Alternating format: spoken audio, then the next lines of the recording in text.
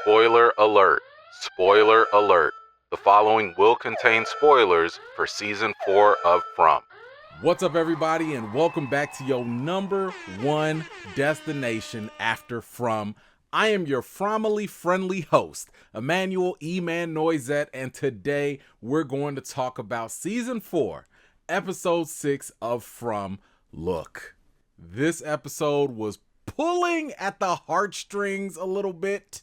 Okay, your boy dropped a couple thug tears, but because apparently the writers of this show, they like to play games with us. Okay, but listen, why don't we just get straight into the business? Previously on From. So Fellow looks on as Randall calls Julie a big dum-dum head for still story walking. She also grabs onto Marielle's wrist and sends her back into a state of mental suffering. Fatima tells Kenny that she can still feel connected to her son, Smiley. After pulling out the dolls from the lake, Ellis left Roger hanging, Donna almost got choked out, but Tabitha and cooeyed right on time to kill the dolls with the totem. While on a mushroom high, Jade realized that most of his visions were actually his past lives, and he now has a plan to save his ashy kids. Okay, now that we're all caught up, let's jump right into the episode.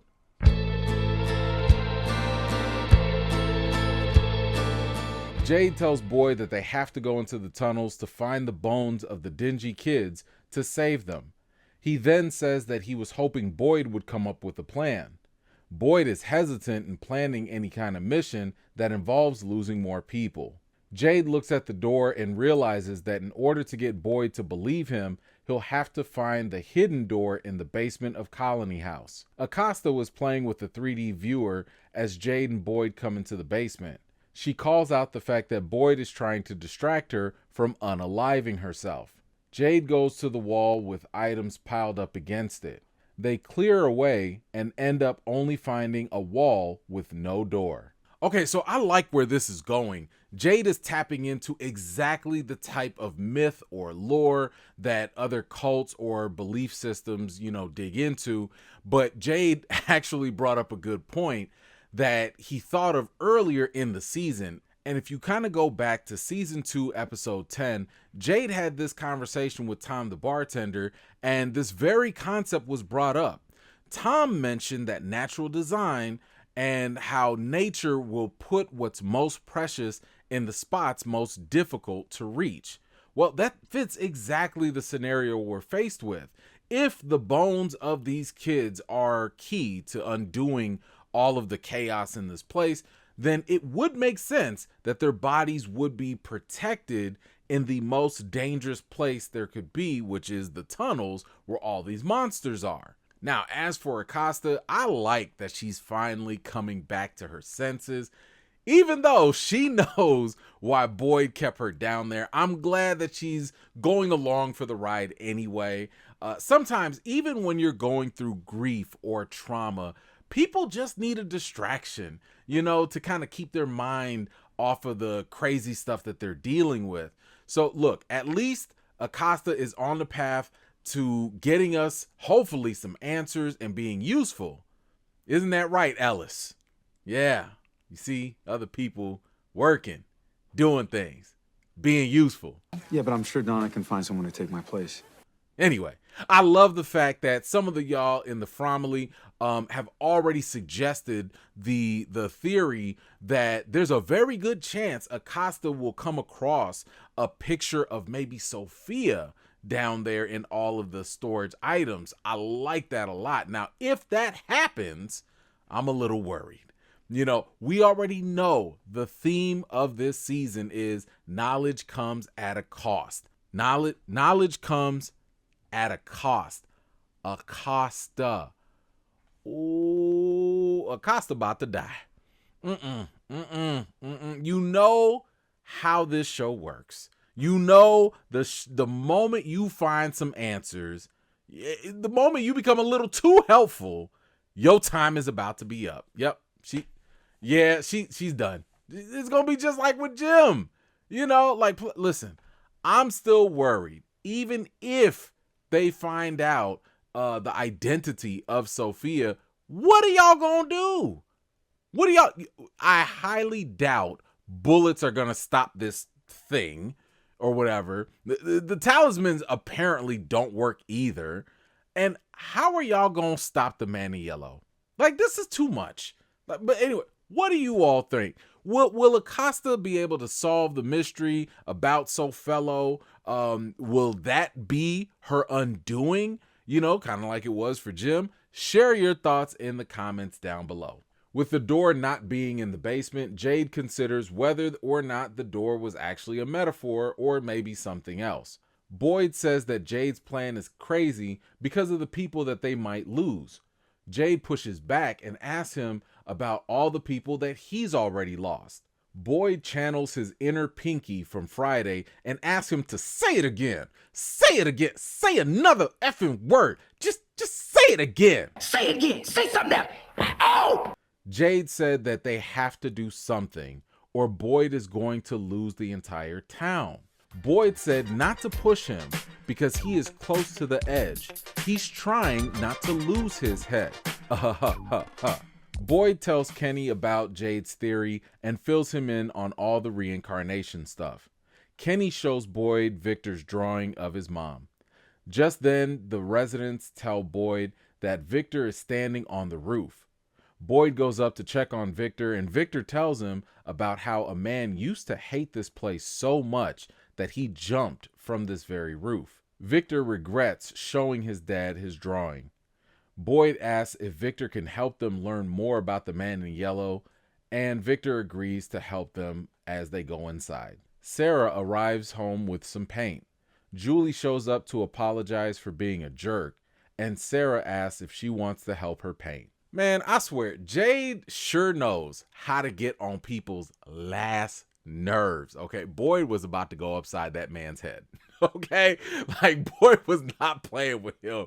But once again, Jade might not have the best timing with his words or delivery, but the man is right, okay? Not too long ago, Boyd was ready to count the bullets left in this town to give everyone an early exit, you know, if they wanted.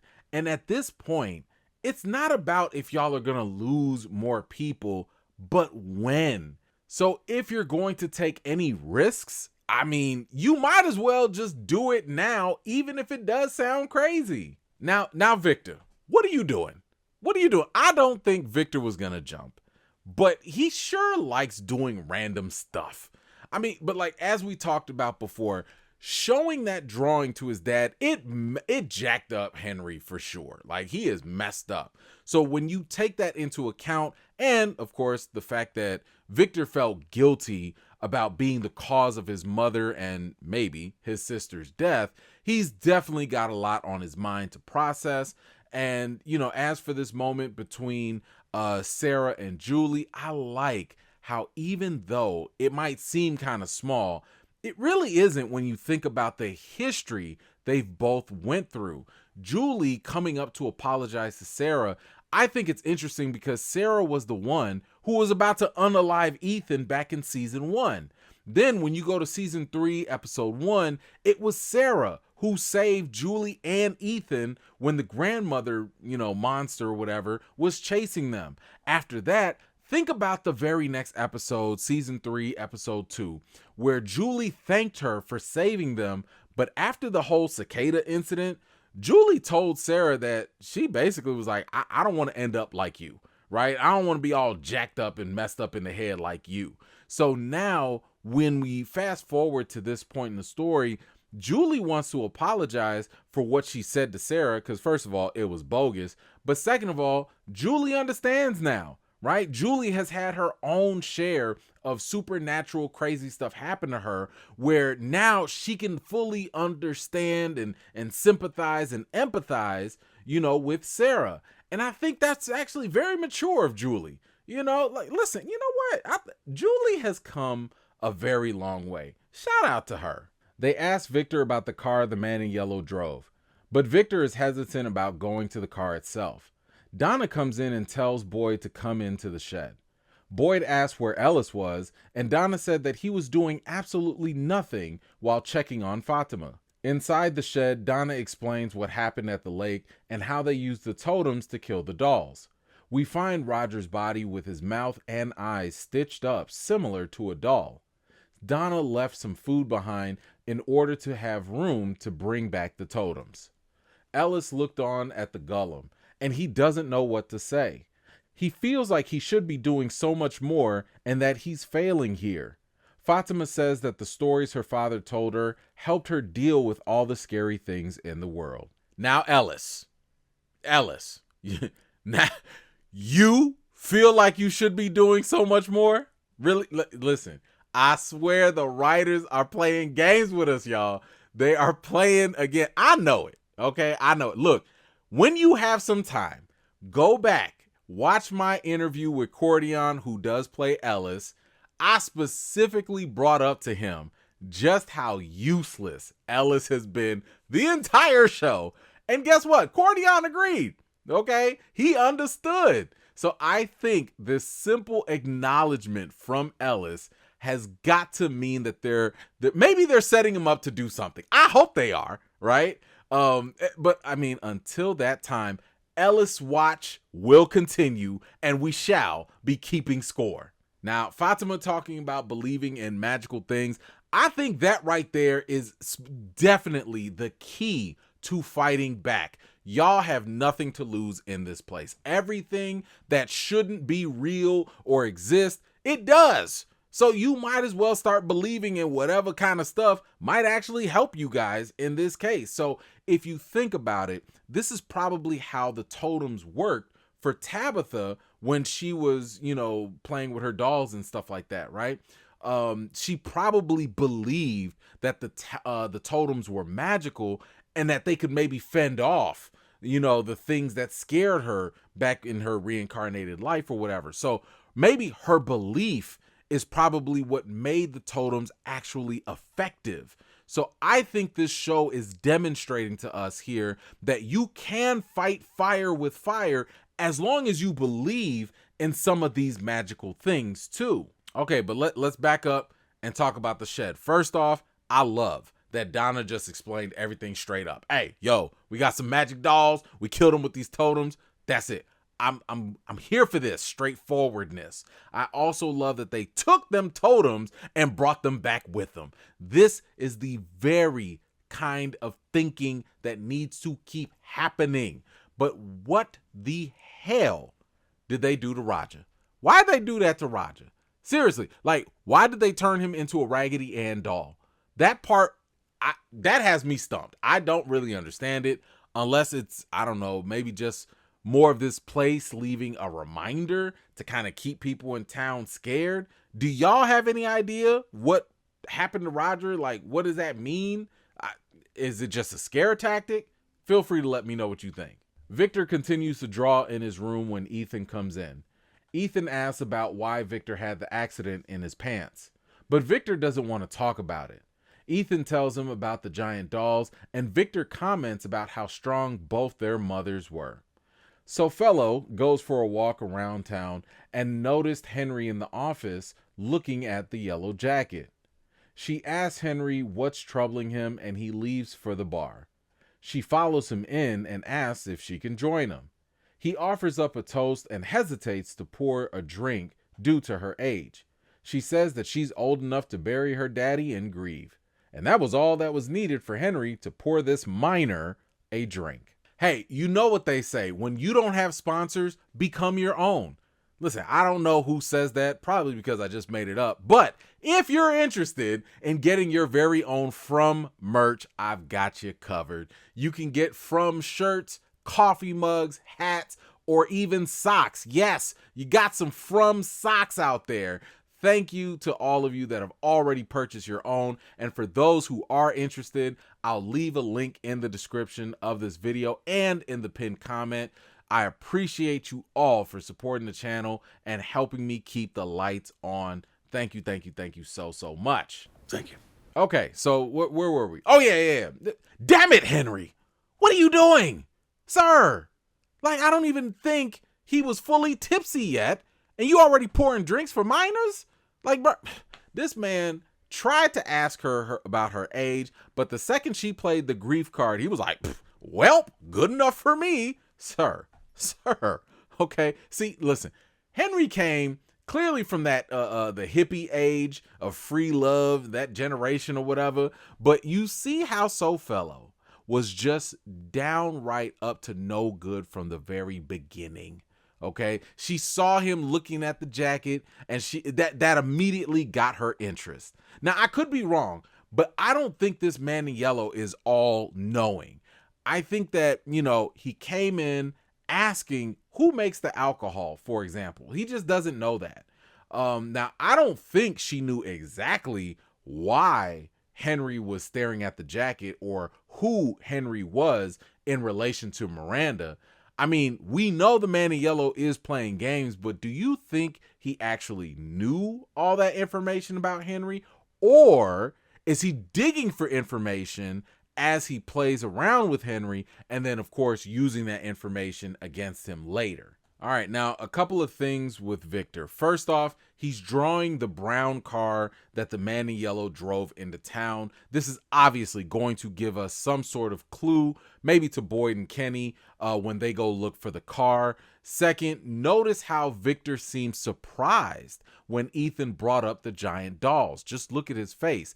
This would suggest that Victor has never encountered the giant dolls before. However, did you notice that last camera shot? Of course you did, because y'all smart. Look at the drawing on Victor's desk of that woman. It's a little upside down, but I'm sure you can make this out. I figured that this drawing looked familiar, and guess what? We have seen it a few times way back. Season 1, episode 2. It was right up there, hanging on the wall, right above Victor's head. Then, if you go back to season 1, episode 9, you can see that picture right under Tabitha's hand as she's going through Victor's drawings. But that drawing looks very similar to what happened with Roger, minus the button eyes or whatever. So I'm wondering, since Victor has seen maybe the victims of the dolls in the past, maybe he just didn't know that it was the dolls that did it. Or could this be maybe another Eloise drawing, and maybe she's seen the dolls and what they do? I don't know. You guys let me know. What do you think? Because I don't think that this is a coincidence that the camera would linger that long on that drawing. I think they want us to pay attention to that specific drawing. Back at Colony House, Boyd is trying to make sense of everything Donna and Tabitha told him. Kenny mentioned Sarah's theory about how people's fears become a part of the forest. Donna gets frustrated over how they can tell people all this new information. She walks out of the room and collapses to the floor. Kenny rushes over to get Christy. Boyd is doing CPR and Christy uses the defibrillator. After a couple of shocks, Christy gives up, but Boyd won't quit with the CPR. He yells at Donna to open her eyes, and Donna starts to breathe. Kenny rushes back to the ambulance to grab the monitor, but it needs power. Boyd finds Jade to help him with the power issue. They go into the shed to find the wires, and Jade is surprised by Roger's body. After Boyd returns, Ethan is told about Donna's condition. Jade powers the monitors, but Donna is still not responsive. Ethan comes into the room and promises Donna that he will do his best to be brave. Oh my God. Damn it. Damn it. This is that BS. This is the BS I'm talking about. It's been 4 seasons. And what have we been saying? What have I been saying? Leave Donna alone. And not once, but twice, they tried to take Donna out. First with the dolls, and now with a random heart attack. Like, I don't know about y'all, but this one got me. I was watching this like, oh, hell no. Don't you do it. Not like this. At first, I was like, yo, Donna better not go out trying to save the Matthews. Please don't. But then to see her go out on a random heart attack like that, I was like, oh no, I will not have it. You all tell me, how did you feel when you saw Donna catching that heart attack like that? At the bar, Henry and Sofello are getting chocolate wasted, I want to get chocolate wasted. and she offers to go for another bottle. She goes behind the bar and finds some shattered glass, but grabs another bottle instead. She asks Henry about the yellow suit, and he explains how the man in the suit did bad things to his family. Sophia offers a toast, but later injures her hand on the glass. As Henry goes to find a rag, she pours her blood into his glass. Bacta leaves the diner headed for Colony House, and Randall comes to give her a hand. Sarah and Julie continue to paint and reminisce about the good old days in the real world. Julie reflects on her time with her dad and gets sad. Sarah asked about what Julie was going through, and Julie mentioned about how this place made her believe that she could still save her dad. Sarah gives her a hug. Hey, real quick, if you've made it this far, first of all, thank you. Second of all, can you do me a quick favor? Just hit that subscribe button real quick. I know a lot of people watch this and they haven't been subscribed. So if you could hit the subscribe and the notifications. Listen, I've got some really fun stuff that you will really enjoy, and I don't want you to miss it. So just hit the subscribe, hit the notification bell, and we'll be all good. Okay? All right, cool. Thank you. Appreciate you. All right, where were we? Oh my God. So Fellow is doing the most. She's getting worse as the episodes go on. First, she killed the priest. She then messed with Sarah's head. Then she messed with Marielle. And now she's going after Henry? Oh, and with the blood curse or blood magic too? Nothing about this looks or feels okay. Okay, what could she possibly do to Henry with this?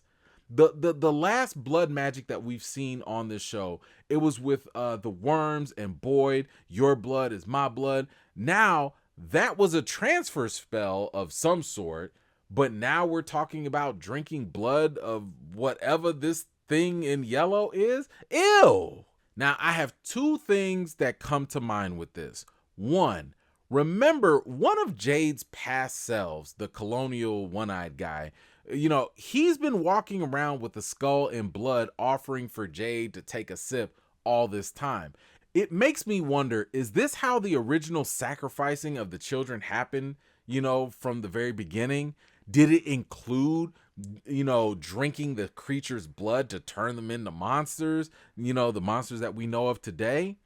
Okay, well, the second thing that comes to mind is, I think this blood is going to turn Henry crazy. I think that Henry is going to start going crazy, maybe like Christopher did, and maybe he's going to start making people fear him. He'll maybe start acting out of character or whatever. I mean, think about this.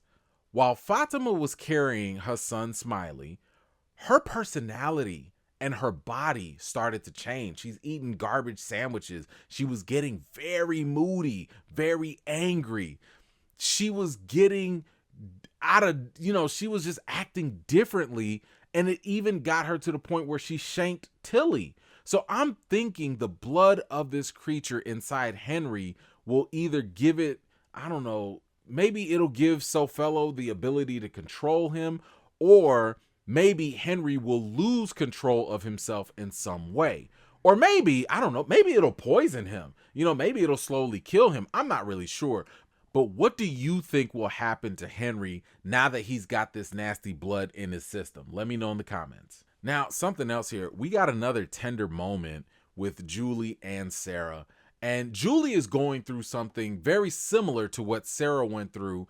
And, that is basically this place is giving her hope that she could actually do something good. Remember, Sarah was never straight up crazy. The voices in her head always deceived her time and time again. And that basically it led her to unalive so many people, to the point where she thought that if she did those bad things, she would be able to get everybody home. She thought doing one little bad thing would be, a greater good or lead to a greater good.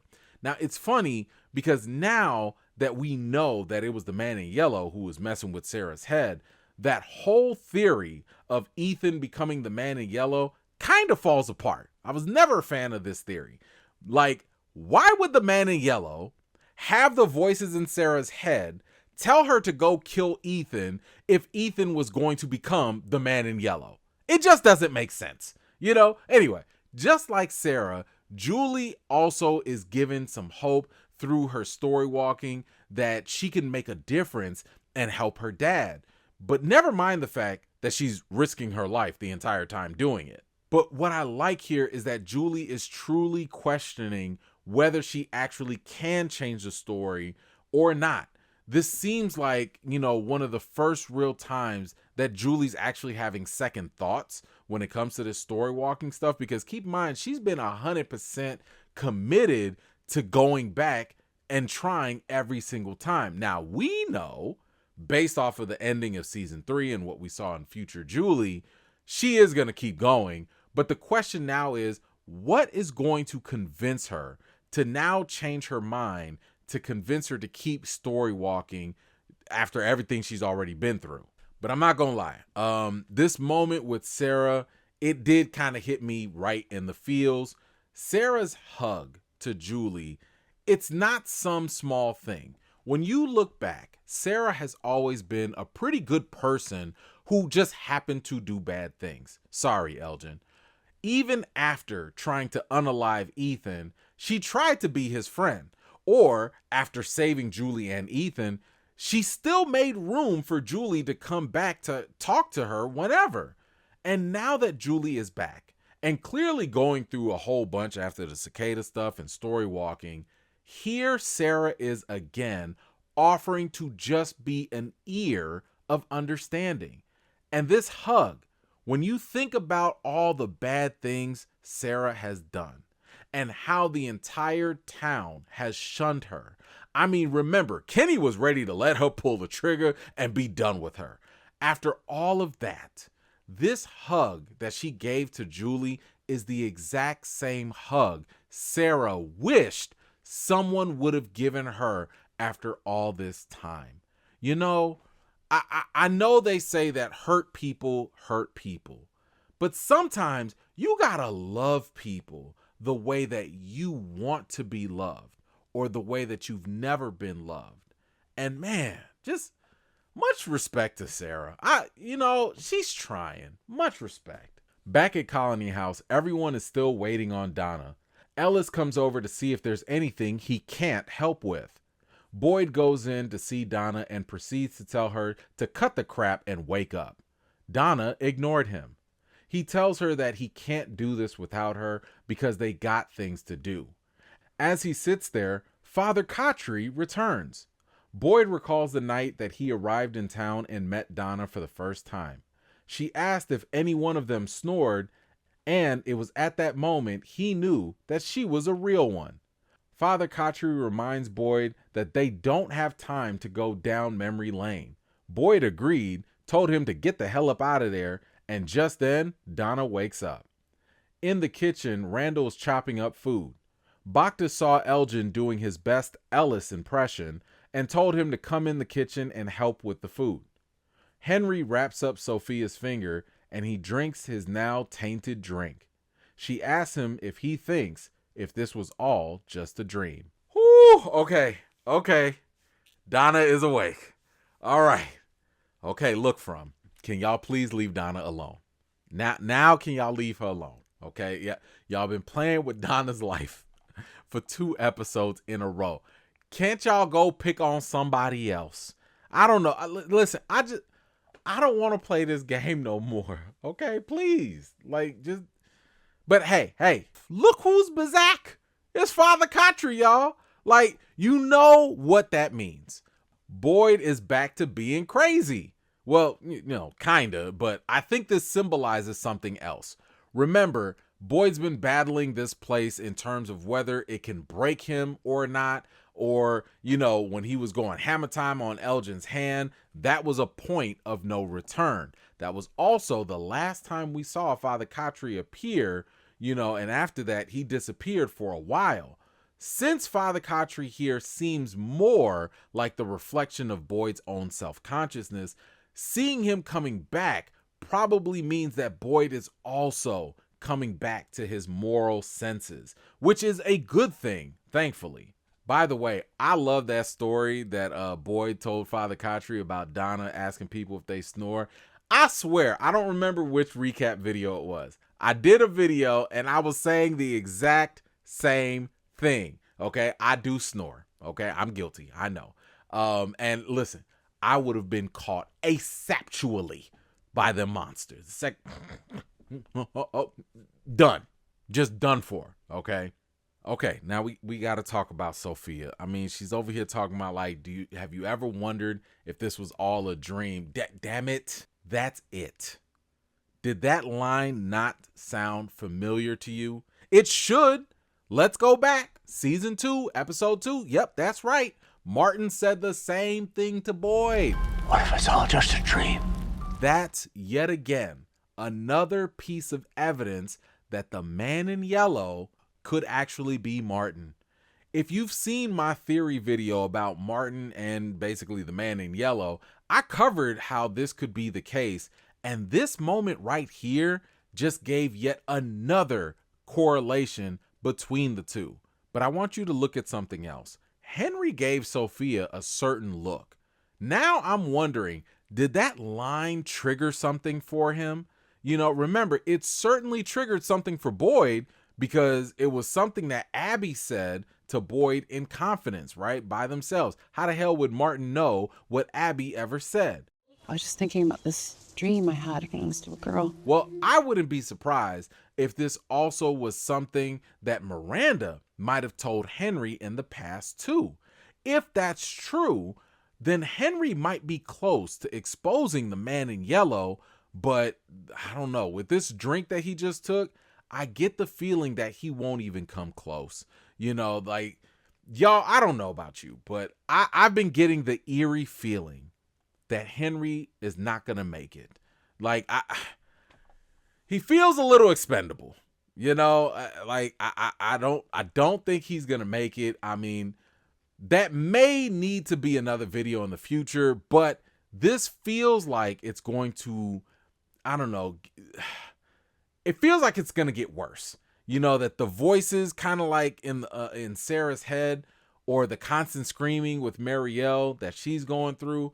I feel like this whole drinking of that creature's blood, it might just go up to a whole nother level. But you guys let me know, what do you think is going to happen to Henry? Boyd heads back to the shed until Father Khatri reminds him about Roger. Boyd recalls what Martin told him about the tip of the spear. There's just the tip of the spear.